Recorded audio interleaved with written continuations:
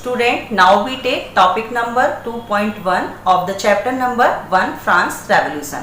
बेटा last video में मैंने आपको बताया था कि जो थर्ड एस्टेट के लोग थे उन्होंने अपने आप को एक ग्रुप में कन्वर्ट कर लिया था और उस ग्रुप का नाम था नेशनल असेंबली। इस ग्रुप की ये लायबिलिटी थी कि ये लोग फ्रांस के लिए एक नया कॉन्स्टिट्यूशन बनाएंगे। इस कॉन्स्टिट्यूशन का जो मेन एम होगा that was how can be limited to the power of the सम्राट। हम सम्राट की शक्तियों को लिमिटेड कैसे कर सकते हैं।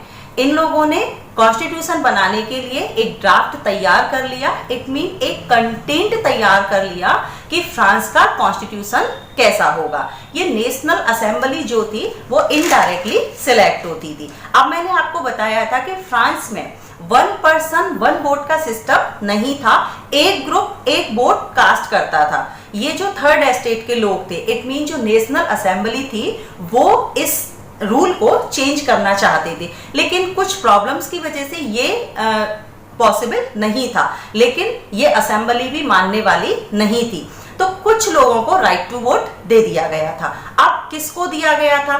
तो जिसकी एज 25 इयर्स या उससे अबव है और जो 3 दिन की सैलरी के बराबर टैक्स पे करता है, that person can cast their vote. वो बंदा अपना वोट कास्ट कर सकता था। ये सारी चीजें अब फ्रांसीसी पब्लिक को दे दी गई थी। बेटा फ्रांस का जो कॉन्स्टिट्यूशन है वो मेंस और सिटीजन राइट्स के एक डिक्लेरेशन के साथ में शुरू होता है।